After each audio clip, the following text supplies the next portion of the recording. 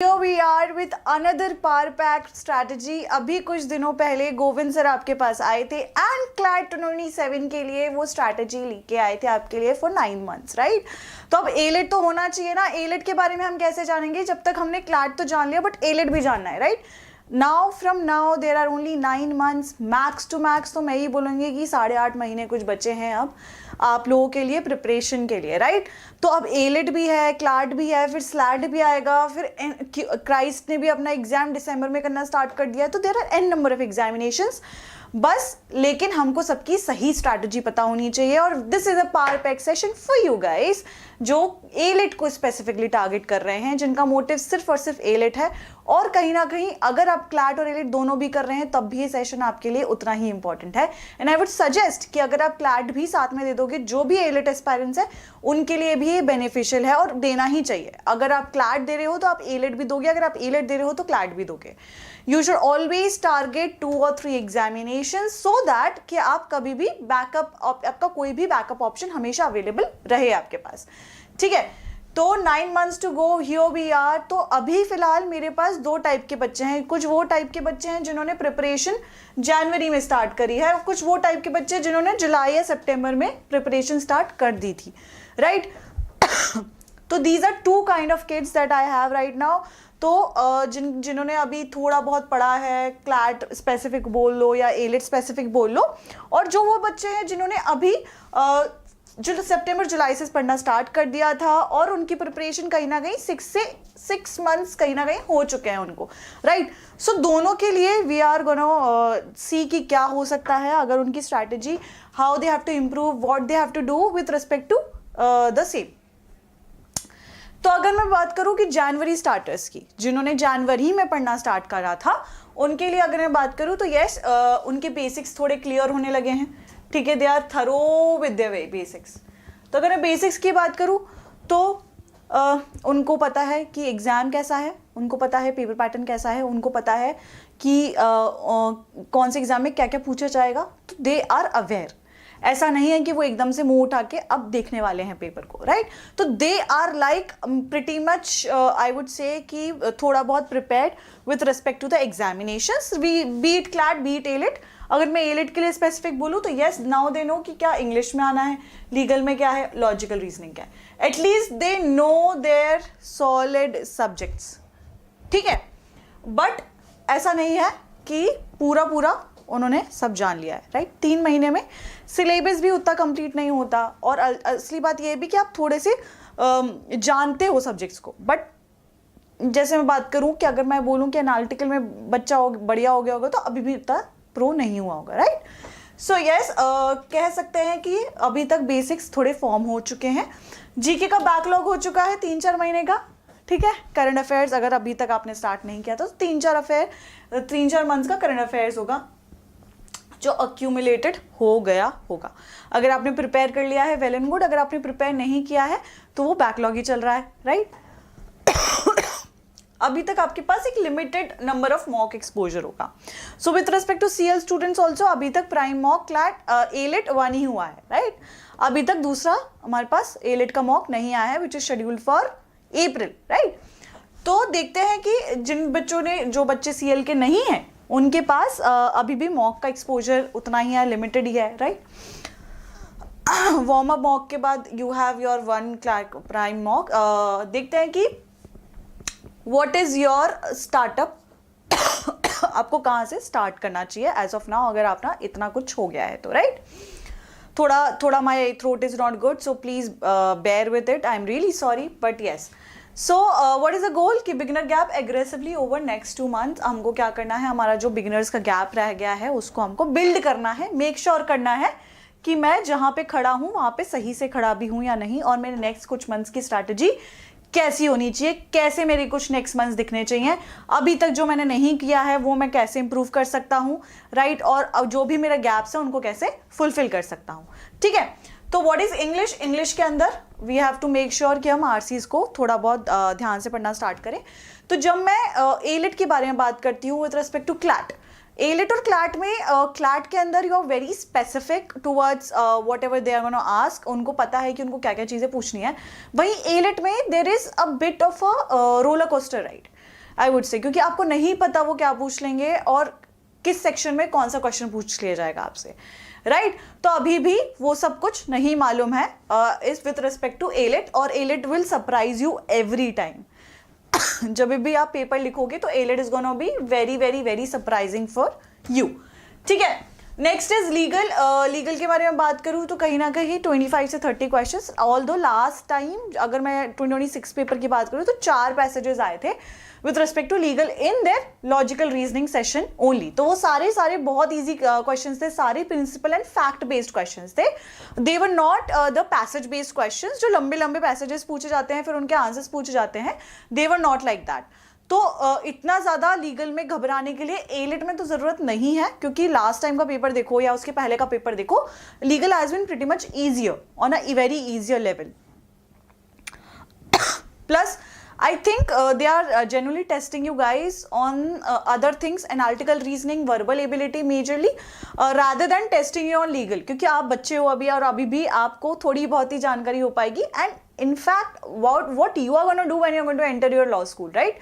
तो आपको लॉ ही पढ़ना है 5 साल, तो जब आपको लॉ ही पढ़ना है तो उसके ऊपर बहुत ज़्यादा टेस्टिंग होनी भी नहीं चाहिए उस हिसाब से। तो but then still they have certain kind of proportion for legal reasoning, तो वो पूछते हैं, वो लॉजिकल रीजनिंग पूछ रहे हैं बट उतना भी इन डेप्थ नहीं पूछ रहे हैं, ठीक है।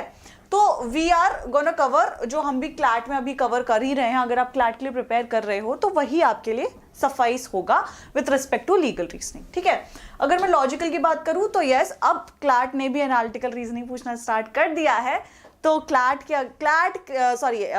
के बच्चों को एनालिटिकल रीजनिंग पूछना स्टार्ट कर दिया है। तो अब एलिट के बच्चे जो भी हैं, जो भी एलिट के लिए प्रिपेयर करते हैं, उनके लिए तो it's a easy way go through for the CLAT also, ठीक है। Although we are not aware about कि क्लैट का पेपर पैटर्न अब क्या होगा, क्योंकि जून के बाद तो they are gonna most probably change the paper pattern, जिस हिसाब से उन्होंने कमिटी बिठाई हुई है, एक्सपर्ट कमिटी बैठी हुई है एंड एवरीथिंग। तो आई थिंक कि जल्द से जल्द नोटिफिकेशन आएगा और क्लैट का पेपर पैटर्न चेंज होगा, ठीक है। तो तब तक के लिए वी शुड बी वेटिंग कि लॉजिकल में what they are gonna ask, तो इसलिए स्टिल एलिट का तो वी हैव बीन नोन, तो एलिट में तो we have to make sure कि हमको एनालिटिकल अच्छे से आता हो। हमारे एनालिटिकल पजल्स हो गए, कोडिंग डिकोडिंग हो गया, रिलेशनशिप बेस्ड क्वेश्चंस हो गए, डायरेक्शंस हो गए, all these things you have to make sure कि आपके बहुत अच्छे हो, आप प्रो हो इन सारी चीज़ों में, ठीक है। नेक्स्ट इज जीके क्या करेगा, तो यस जीके इज अगर जीके नहीं होगा तो हमारा जो 30 मार्क्स हैं वो थोड़े डूब सकते हैं, ठीक है। तो स्टैटिक जीके ही पूछी जाती है, मतलब एमसीक्यू बेस्ड क्वेश्चन जीके पूछी जाती है, थोड़े स्टैटिक के क्वेश्चंस भी होते हैं। तो ये मेक श्योर करो कि आप दोनों प्रिपेयर करना स्टार्ट कर रहे हो। तो स्टैटिक के लिए भी आप कहीं ना कहीं वीक में 2 दिन निकाल रहे हो, ठीक है।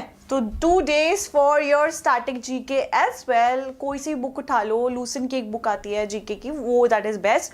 प्लस जो भी सीएल के बच्चे उनके पास ऑलरेडी वो दोनों बुक्स होंगी आपके पास जीके की, जिसके अंदर आपको बेसिक्स दिए हुए हैं, ठीक है। You have to make sure that you're building your accuracy over the months to 3 to 6 months. So what is this? Shift from learning to performing. This is your phase 2, which is all about less wrongs, not doing more. Every mock should teach you something specific, right? अगर मैं 2 से 3 mocks पर देने लगूंगा with full post test analysis, majorly 2 mocks, क्योंकि phase 2 होगा आपका। जब आप ज़्यादा मॉक्स देने लगोगे तो इंट्रोड्यूस सेक्शनल टाइमिंग्स हो जाएंगी, रियल एग्जाम डिसिप्लिन हो जाएगा, जीके कवरेज हो जाएगा, ठीक है। जो आपने इतने टाइम से नहीं किया था, you have to target what, you have to target your silly mistakes and track and eliminate the major portions. Equalisation stage होगी, द फाइनल पुश होगा, जहाँ पे आपका सारा सिलेबस हो गया होगा, इंटेंसिव मॉक्स हो गए होंगे और जीके भी कंप्लीट हो गया होगा लास्ट 3 मंथ्स बाय नाउ, ठीक है। तो ये आपकी स्टेजेस हैं। एट दिस स्टेज आपकी trajectory should be good. Now September and July starters के लिए वी आर हियर। उन्होंने सिलेबस पूरा कंप्लीट कर लिया है, मल्टीपल मॉक्स दे चुके हैं, अभी प्लेट्यू फेस पे हैं। This is your real challenge. Marks कहीं ना कहीं एक रेंज पे जाके स्टक हो चुके हैं, राइट, और वहाँ से वो आगे ही नहीं बढ़ पा रहे हैं, उनको पता ही नहीं कि इसके आगे क्या करना है, ठीक है। आपको मेक श्योर करना है कि आप ये सारी चीज़ें, आप डीप मॉक एनालिसिस कर रहे हैं। आपको पता होना चाहिए कि आप कहाँ गलत जा रहे हैं, कहाँ सही जा रहे हैं, किधर आपकी गलतियाँ हो रही हैं, what are your weaker points, what are your stronger points, where you have to work, where you don't have to work. You should know everything. After every mock, identify which section dragged your score exactly why, label each error, silly, conceptual or timing. Everything should be marked. Fixed drop zones कि अगर legal tricky passages आ रहे हैं, logical speed हो रही है, under pressure हो रही है, इंग्लिश में इंटरफेरेंस आरसी हो रहा है, there where ranks are won और लॉस्ट. ठीक है. देन 1 मॉक्स पर वीक तो फॉर श्योर जो मैंने बोला ही कि आपको दे देने चाहिए, आप तो स्टार्ट कर देना चाहिए 1 मॉक पर वीक अगर आप एलेट स्पेसिफिक भी टारगेट कर रहे हैं तो. Then goal is to push your average score towards your top tier score. तो लेट मी टेल यू, अगर आप कहीं ना कहीं अब 65 रैंक्स में नहीं आते हैं तो आप NLU दिल्ली नहीं पहुंच पाएंगे. समझ रहे हैं? समझ आ रहा है? ठीक है. तो it is a tough race जहाँ पे आपके कॉम्पिटिटर स्टूडेंट्स आर कहीं ना कहीं 15K to 18K, which is a much laser crowd for other NLUs. जो क्लैट के थ्रू बैठते हैं वहां पे हमारा क्राउड कहीं ना कहीं 65K है अप्रॉक्स क्लैट के थ्रू. ठीक है. ये आपका क्राउड है. आपको इस क्राउड में से इतनी रैंक लानी है, इस क्राउड में से आपको रैंक लानी है 1500K के अंडर, 1500 के अंदर. तो it is a tough fight. अगर मैं सीट्स के बारे में बात करूं तो it is a very very very tough fight. तो यू मेक श्योर कि you are actually not an average person, but yes if you really want to go you have to be in the top. ठीक है. Then you have to build, you have to make sure आप 3 to 4 मॉक्स दे रहे हैं. Same strategy जो बाकी बच्चों के लिए for the next months, coming months, last 2-3 months. Make sure करिए कि आप बहुत सारे मॉक्स दे रहे हैं. आई वुड सजेस्ट 4 से 5 वही बच्चे दे पाएँ जिनसे मॉक एनालिसिस परफेक्टली हो रहा था. अगर वो मॉक एनालिसिस नहीं कर पा रहे हैं तो 2 to 3 मॉक्स वुड बी बेटर. अगर सिर्फ आप एलेट टारगेट कर रहे हैं तो. अगर आप एक क्लैट भी टारगेट कर रहे हैं तो फिर इसमें क्लैट के मॉक्स भी जुड़ जाएंगे. ठीक है. High frequency testing, stimulate exam condition, builds mental stamina. Same strategy every test. No experimenting now. आप कोई एक्सपेरिमेंट नहीं करोगे. लास्ट फेज है आपका. ये हम लास्ट फेज के बारे में बात करें. Lock in your section order. फिर एक्यूरेसी ओवर अटेम्प्ट्स के लिए हम क्या करेंगे? ज़्यादा से ज़्यादा अटेम्प्ट करेंगे. राइट. 85% एक्यूरेसी के साथ विल बी अटेम्प्टिंग. 70% एक्यूरेसी, मतलब mostly majority of the accuracy के साथ हम बात करेंगे. Moving on. 2 parts, different playbooks. January starters, September starters. ये majorly अगर यही table, this is what table I have explained. The January starters would be more focused, building concepts, focused, optimized performance. इनका GK cover backlog, revise and retain. Mocks start slow, mocks already intensive. Goals break plateau. Goal catch up. Risk is falling behind, risk is stagnation. ठीक है. Same destination, different routes. The common success factors would be your mock consistency, GK revision, accuracy under pressure. आप under pressure कितना अच्छा perform करते हो, इससे आपका पूरी जर्नी डिसाइड होगी. ठीक है. Mistakes that cost ranks, ignoring GK. एक और point I like to add.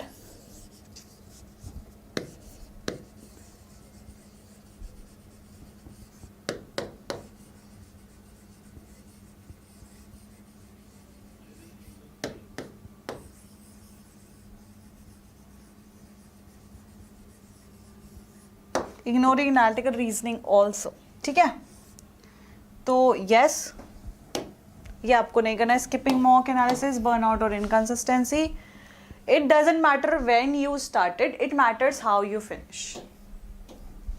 तो मेक श्योर करो कि आप अच्छे से फिनिश कर रहे हो. Stay consistent, stay focused, crack it because show up daily, progress over perfection, trust the process. Right. You have to make sure you are doing the last one most. You have to make sure कि किसी और बच्चे के अच्छे marks आ रहे हैं, मेरे नहीं आ रहे. क्यों नहीं आ रहे? इस झमेले में नहीं फंसना है. मेरे भी आ जाएंगे. Trust the process. राइट.